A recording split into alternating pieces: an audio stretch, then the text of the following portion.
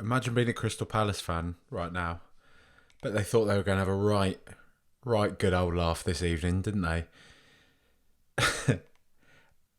Look, it's been a pretty miserable past few days, I think, to be honest. I've done a couple of pods now. The one after the Villa game and the one with Ollie the other night. That have been all about Enoch and Conte and everything. But you know what, like, just in this brief little window of it, all the bullshit about transfers and everything, let's just enjoy the fact that Tottenham Hotspur have just gone away to Selhurst Park and won 4-0. Where the fuck did that come from? Seriously. I'll tell you where it came from. It came from Harry fucking Kane. Inspired. Absolutely inspired performance this evening. I'll do more of the individual player stuff toward the end, but there's a few notable players in that tonight, I feel. And it's funny because we started the game with such an intensity that I thought, Christ, this is good to see. And then when it didn't go our way after about 10 minutes, it felt like the heads were dropping again, and I was bitching away on WhatsApp being like, they don't have the fight for this. They don't have the stomach. It's the same old story. Things don't go their way and they shrink. And I dare say if Palace had managed to capitalise on their dominance in the first half, then we would be looking at a very different story right now. But we can only deal in what's actually happened when it suits my agenda to do so.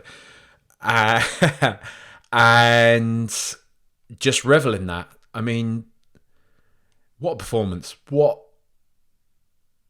a show, really, to do that, especially at Selhurst Park. I mean, I do want to say we've probably got a bit of a hoodoo over Palace, which is funny because I think they're usually a fairly tricky customer for the sort of top six teams, but I think we've got a bit of a hoodoo over them. So long may that one continue. It's just such a relief. It's so good to get that ahead of the scum game.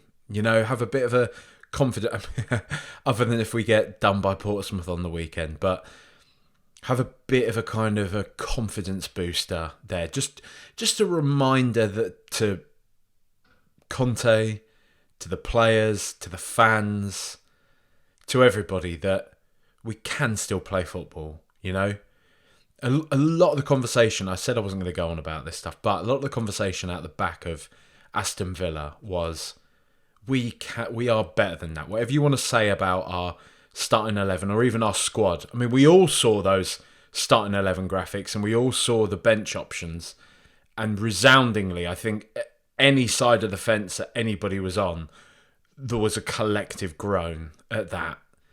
And a kind of idea of like, fucking hell, is that all we've got available to us? But it didn't fucking matter, did it? It didn't matter because do you know what? I think my biggest take out of that, what I will say,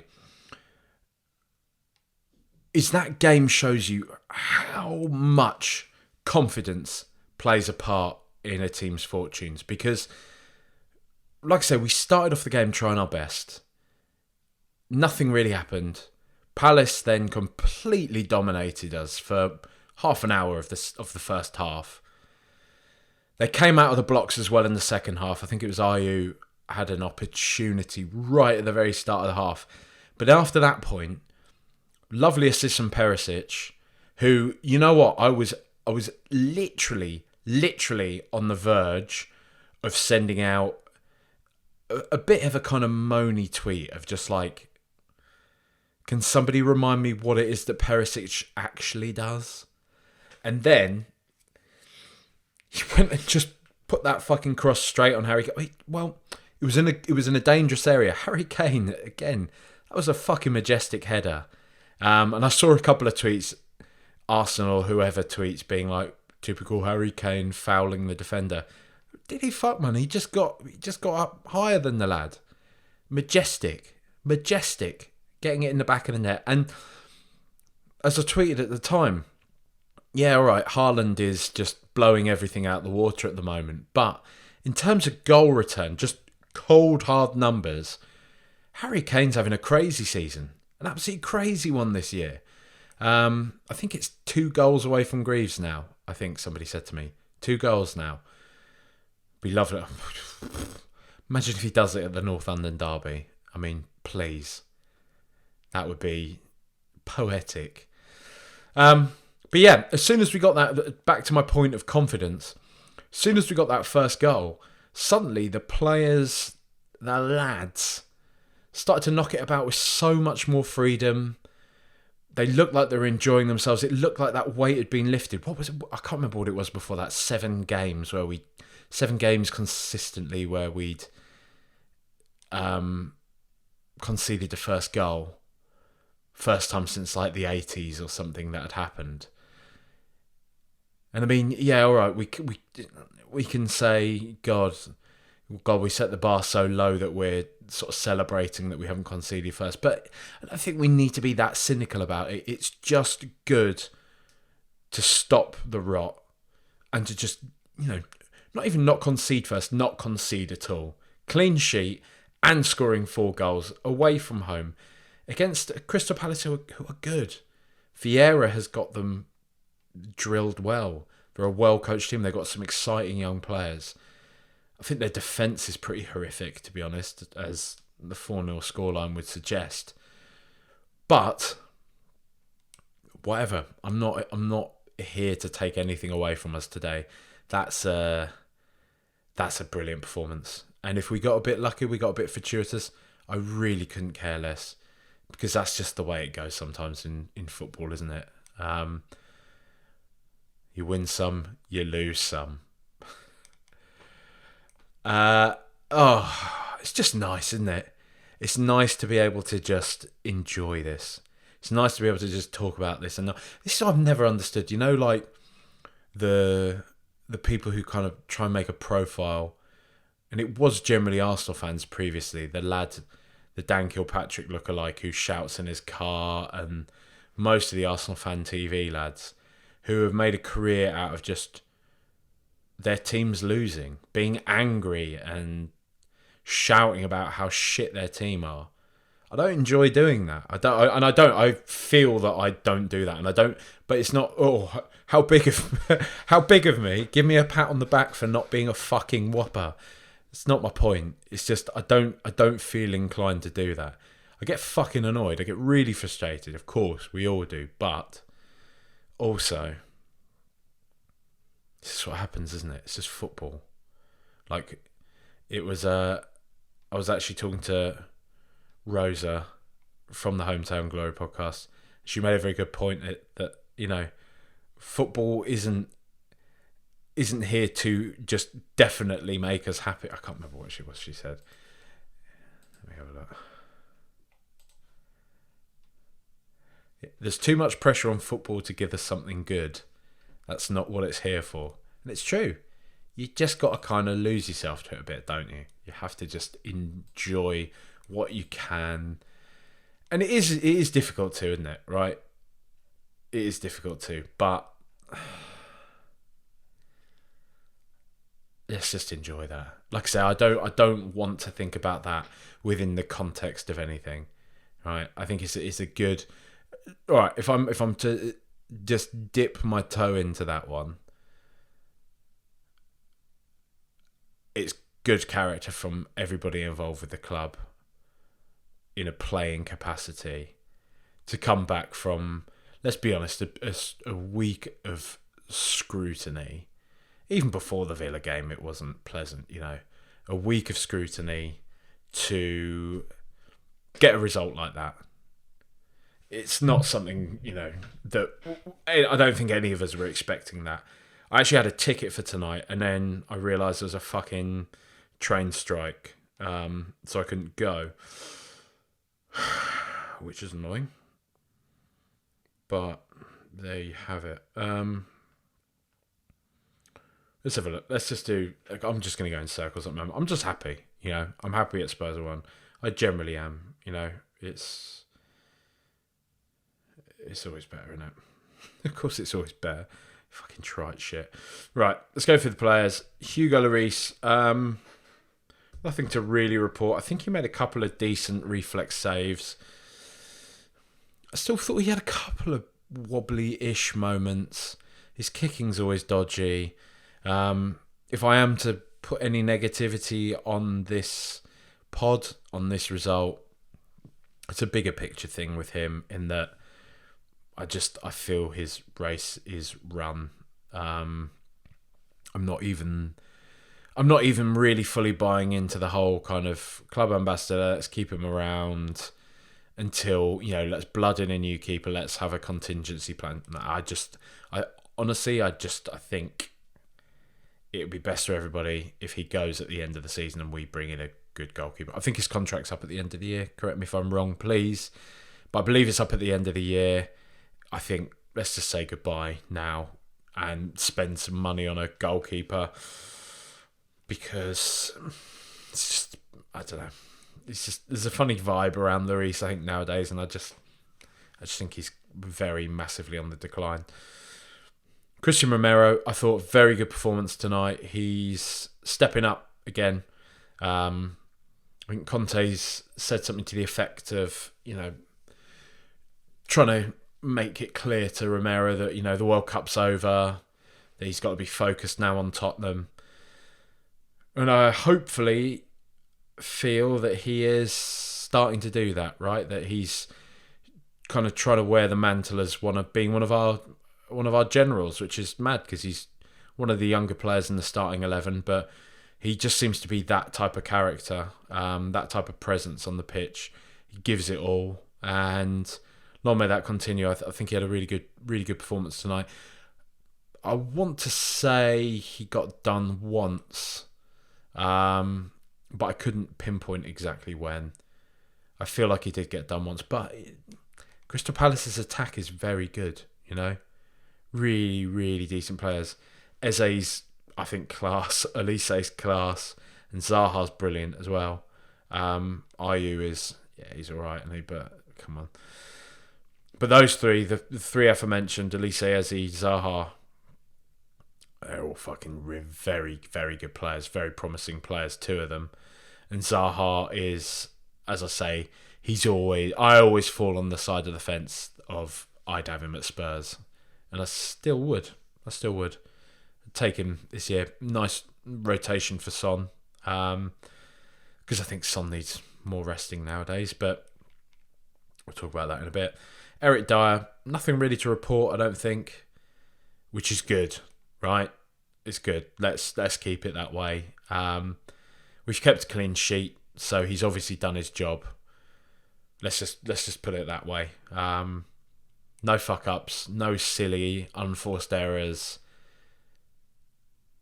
Maybe he's given his head a wobble after that little dropping from the team. Let's see. But again, like with Lloris, we need a big money replacement there, really. Big centre back. To me, big centre back. The wing backs, yep, I get that. But to me, if I had to say the priority, that whole, when you get those kind of, you've got X amount of money and you can only spend it on one player, I would always be choosing a big centre-back right now for Tottenham. Clement Longley, much like Eric Dyer, nothing to report, so he's obviously done his job well. I think he brought the ball forwards, actually, progressed the ball pretty nicely a few times in the second half. Passed it kind of, dribbled up to midfield and managed to sort of pass the ball up to whoever was trying to make a run or anything like that, so let's give him that. He's definitely more comfortable out on that left-hand side, right? Don't want to see him in the middle again.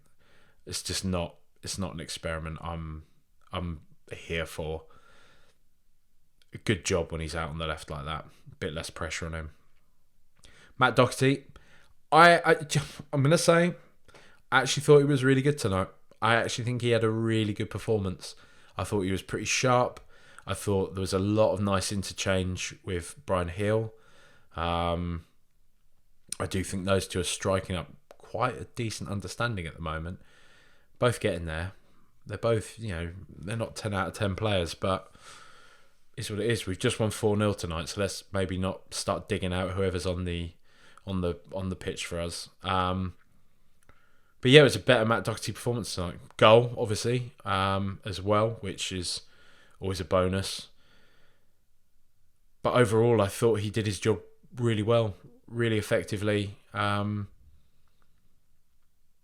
think one of the things I think he does quite well is he manages to take the ball down well.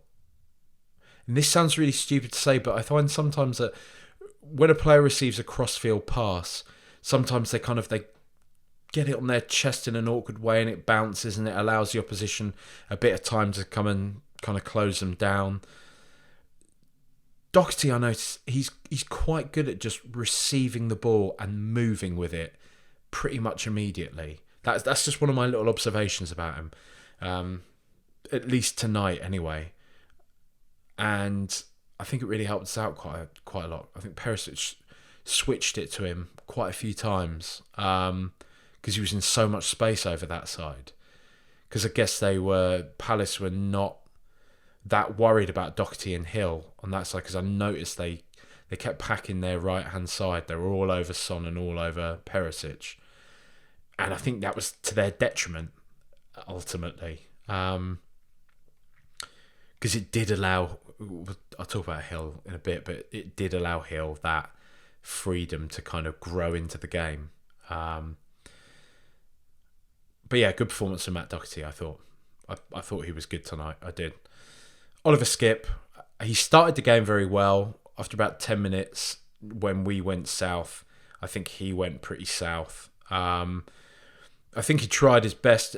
He's had some horrific injuries.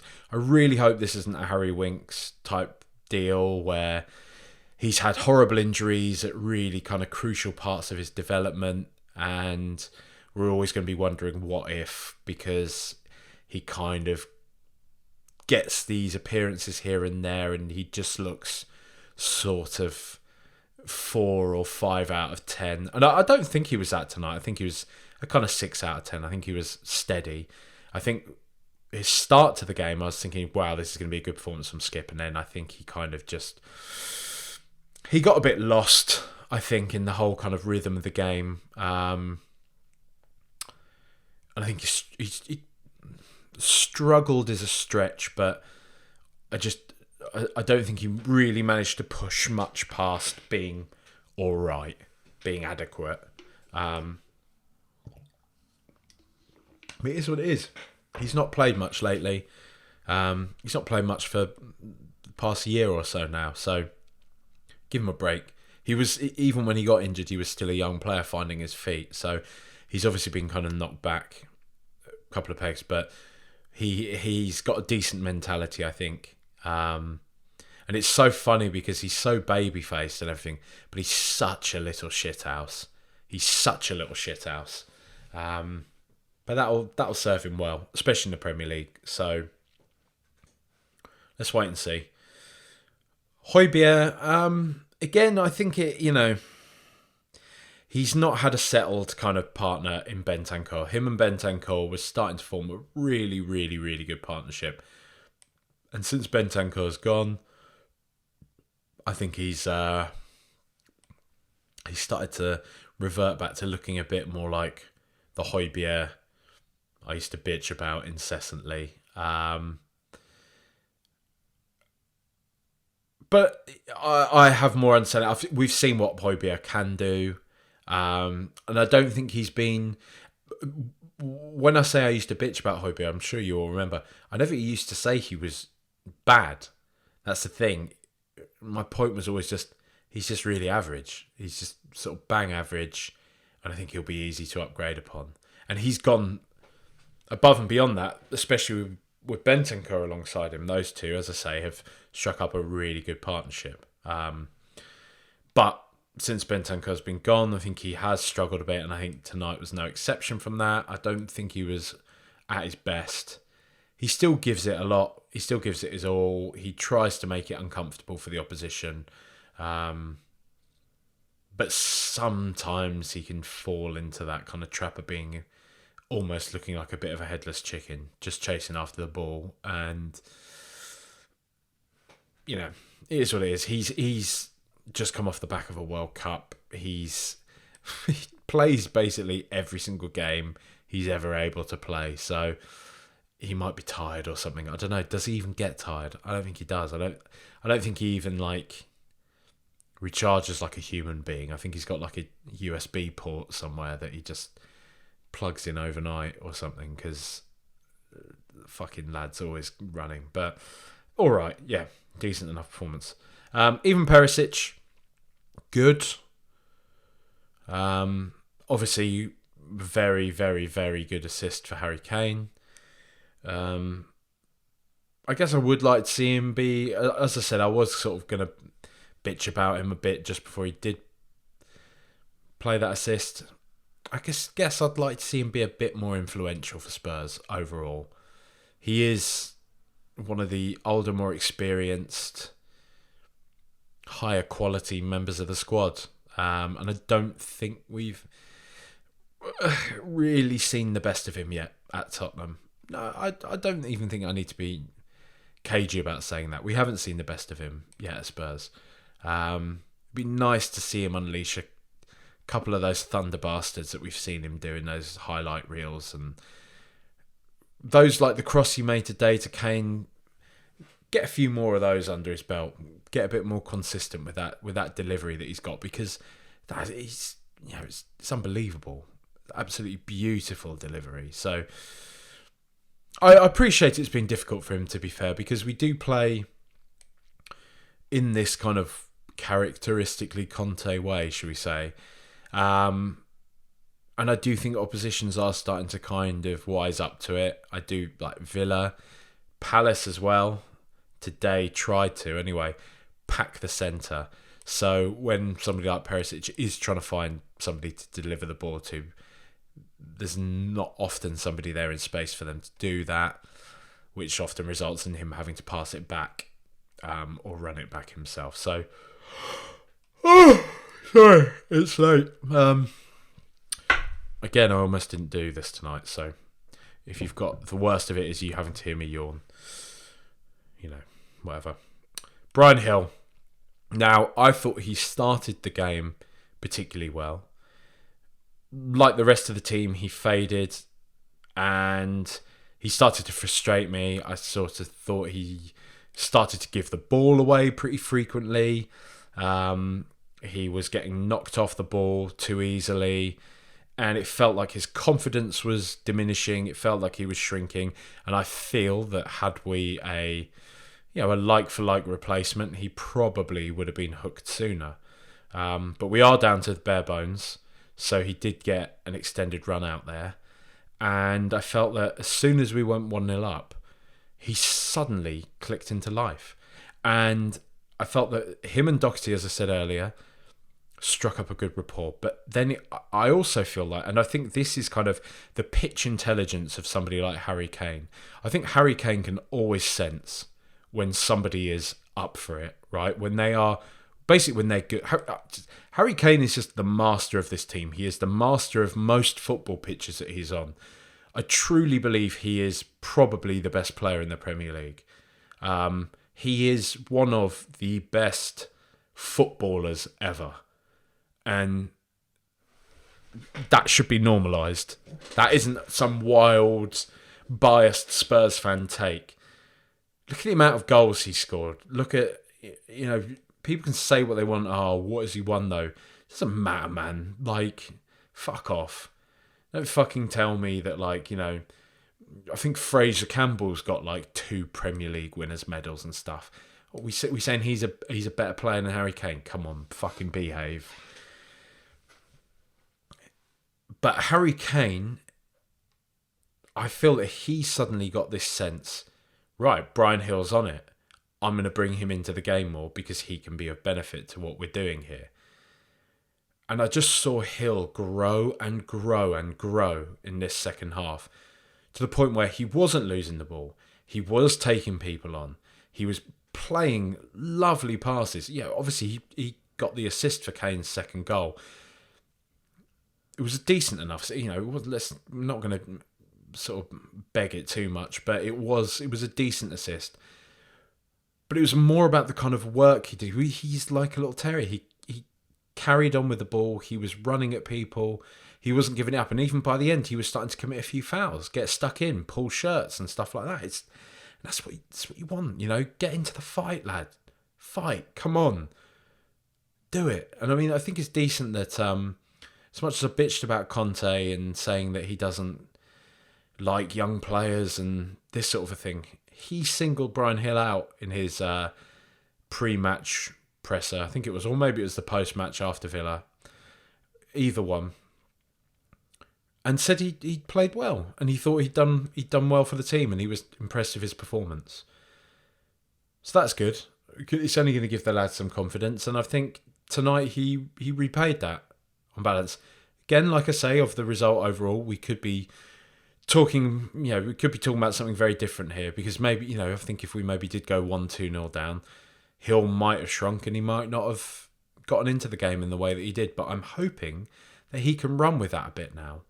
If Kulusevski isn't back for Portsmouth or Arsenal, and Hill continues to play in that position, I hope he can learn from this experience today that if he's not so in his own head, if he just plays with a bit of expression, with a bit of freedom, we can start to see his talents. We can start to see him shine in a Tottenham shirt. And that's what everybody wants. Come on, that's one of the joys. I've said this before, and it's one of the joys of football, to sign a promising young footballer and actually see them develop and start to become a brilliant player for your team. A brilliant player who has been given the chance by your team, so hopefully has some sort of loyalty there. And you can see them grow and develop in your shirt and become an important member of the team. I'll be brutally honest, I don't know if that's Bryan Hill's trajectory at Tottenham. But for now, for this season, for as long as we have him, I don't care. I'm just happy knowing that we have another player in the squad right now who we can drop in situations like we have right now, and he can play well, play with some confidence, and be of benefit to the team. Because that's important. As when people bitch about, like, what's Bryan Hill going to give us? What's Sarr going to give us? What's Skip going to give us? Well, it's situations like this when we fucking need these players. There's no point moaning about not having options on the bench if you're going to moan about the fact we sometimes have to give young players who maybe don't look amazing immediately some minutes. Come on, this isn't new. This isn't new. This is nothing new. This is not some pro-enic stance. Right? I'm not getting fucking dragged into this, but it isn't. It's really irritating me this week seeing the want to see young players developed and brought into the team as being some kind of this is why we never win anything mentality. Fuck off, man. It's not true at all. It's bollocks. Manchester City do it. Liverpool do it. All these top teams do it. The other sort of teams that don't do it are teams like Manchester United. And look, they've won fuck all for years now. At least by their own standards. I mean, I say they've won fuck all. They've won the Europa League a couple of years ago. But still, you know what I mean. Heung-min Son, good to see him get a goal.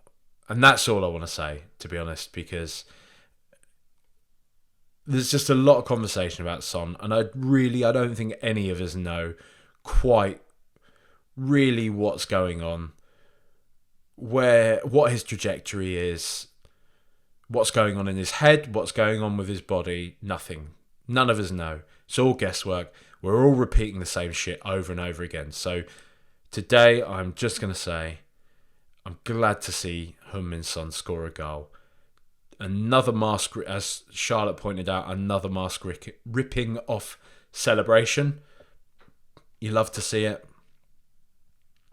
It's just good to see Son scoring a goal again, He's a Tottenham legend. He is. He's a Tottenham legend. He's probably done more for the club than Teddy Sheringham ever did. This is the thing. We hold up players like Sheringham as being like one of the biggest ever sort of Tottenham legends of at least Premier League era. Son, I think, is just unfortunate that he's here at the same time as Harry Kane, to be honest. Because were he on his own, he's up there with all of them. The best players we've had in the Premier League era. It's madness. It's madness. The guy's, he's a genius. He's brilliant. He's clearly a wonderful human being. He's very popular. It's just good to see him with a smile on his face again. Harry fucking Kane. I mean, 2 majestic goals tonight. Like I said, he's quietly having a fucking mad season this year, at least in terms of goal return. What can you say about the geezer? I was asked. I was asked on the BBC the other night when I was Rent-A-Gob. Mark Ogden of ESPN said to me, 18 months left on Harry Kane's contract. You're getting rid of him, right? You got to get some return and invest in young players. And as I said to him then, I don't agree really. I think even if Kane ends up going on a free, I think he's more valuable to us than whatever paltry kind of fee we'll get for him now at this point. City didn't want to pay more than 70 mil a year and a half ago. They're not going to pay that now, are they? They're probably going to pay 30, 40 mil. It's less than we make for a Champions League qualification. More likely to qualify for the Champions League with Harry Kane. If he's not engineering a move away, if there's no more golf course interviews, there's no more going on strike, there's no bitterness, there's no whatever. It's just a quiet understanding that he will go at the end of his contract and probably sign for Newcastle or Manchester United, or I still think Manchester City, but who knows. Then so be it. But he's the club's greatest ever player, and he shows it consistently. We moan about it. People say these things, and I understand. I do get the point to a degree. I saw some conversation the other day on Twitter saying, really, I think having Harry Kane up there is a large part of our problem, that it slows down our attacks. We can't play with a certain pressing intensity in the final third. We have to almost accommodate him. But yeah, I do kind of see that. I do kind of see when you've got somebody who's, let's say somebody who is more mobile, a Callum Wilson. Let's look at Callum Wilson, the way he presses, the way he causes problems to defenders. Yeah, I kind of see the kind of the buzz that creates for Newcastle in that final third. But come on, man, we're not accommodating Harry Kane, man. Like, please, I just implore you, right? I will say this to anybody younger than me. This doesn't happen often, right? A guy like him, like it doesn't. It just doesn't. This is likely the best player we are going to see in our lifetimes at Tottenham. And that's not saying there's not going to be other great players. There will be. There's going to be amazing, fantastic players. But, barring some sort of madness from Dane Scarlett, nobody is coming up through our academy. We're not going to sign anybody. Nobody's going to come through our academy and break Harry Kane's record as the club's record. I mean, we're going to be saying that soon, man. Not Jimmy. I'm almost welling up a bit, to be honest. It's pathetic, but for so long it's been Jimmy Greaves, the club record goal scorer. It's soon going to be Harry Kane. 50 years' time, maybe even, You will be genuinely boring your grandkids to tears talking about Harry Kane at Tottenham. He's special. So just try not to lose yourself to these kind of temporary moments, these kind of poor runs of form or poor runs of results, and take it out on the players in that way, and especially somebody like him, and try and convince yourself that somehow he's some sort of a problem, because he just isn't. Like, he just scores and scores and scores and creates goals for other players. He's just a machine. He's a monster. He's a monster, you know? We look at Kevin De Bruyne playing for Manchester City. Kane's as good as him, you know? He's in that sort of bracket. We look at Salah playing for Liverpool. Kane's as good as him. He's come through our academy. And we've inherited that. And yeah, you know, at the moment we're seeing Arsenal, they've inherited Saka, and who knows where that will go. And they love him. And we love Harry Kane, and we loved him, especially seeing him come through the academy at the point in which he did. Let's just not lose sight of that, right? He's going to go. It's not going to be long. It's not going to be long, lads. It really isn't. It's going to be in a blink of an eye. A blink of an eye, and he will no longer be wearing a Tottenham shirt. And we're going to see him probably, most likely anyway, whether he joins somebody else or not, whether he joins somebody else or he ends up retiring, playing the rest of his career at Tottenham. Either way, in the grand scheme of things, it's a blink of an eye now. It's not going to be long. So just enjoy it. Just enjoy his goals, because you don't even have to cast your memory back too far to remember how fucking horrible it was to search for a striker before he came along. And even the search for a striker since we've had him. Vinicius Jr., Vincent Janssen. You know, it... Guy's he's the GOAT. I mean, we're talking, we spent all Christmas talking about Messi being the GOAT. It's Harry Kane, mate. It's Harry Kane. Shout outs for, I think, Harvey White. A few nice little touches when he came on. He looks like a confident wee lad. It'd be nice to see more of him. It's good to see him get some minutes, though.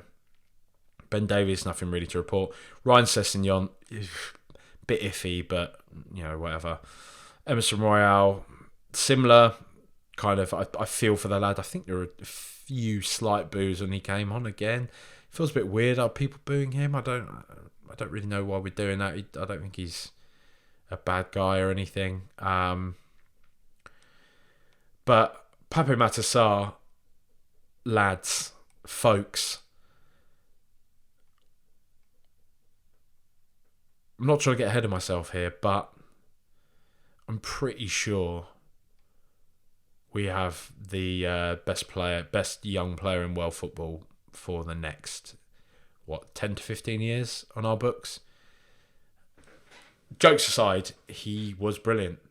I thought he was absolute.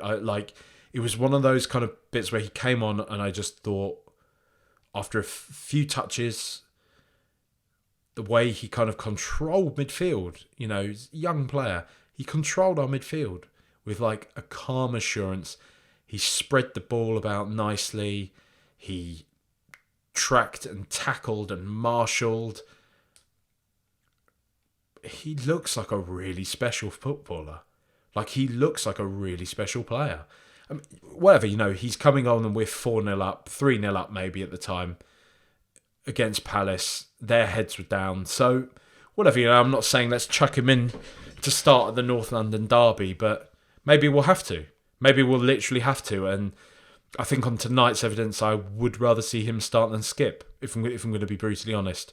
It was very promising, very exciting. I look forward to seeing more from him. I don't want to overegg it too much. I think I've said enough on him. I think I've said enough on Tottenham. Let's just bask in it. 4-0 victory. I have no idea where that came from. I was fully expecting a miserable 2-0 defeat tonight. Really, really was. I'd written it off already mentally. So I was just trying to kind of enjoy the game. And in a funny way, I was suddenly falling back into that old zone of like, you know what? It's actually quite nice supporting Tottenham again. Not worrying about, if we lose this, fuck, we're going to fall 7 points now away from the top of the table. We're not going to win the league this year. Like, it's kind of nice again to be like, we're shit. We're not going to get anything from this, but it'd be good if we do. And we have done. So, you know, set your sights so low that even your mediocre victories bring with them an echo of glory. There you go. New motto for the club. Thanks very much for listening, everybody. Again, thank you to everybody who is supporting the show via the coffee thing website. There's a link in the bio if you have any pennies to spare. Much appreciated if you can. No worries if you can't. I don't know if I'll do one ahead of Portsmouth or not. I may do. Don't think I'll have the time though, but we'll see. I'll definitely do one afterwards though. Probably going to go to the game, so I might get some more of the audio and stuff in game, but that will mean that it will be a bit later putting the pod out as opposed to immediately afterwards. But anyway, much love. Good night. Bye-bye.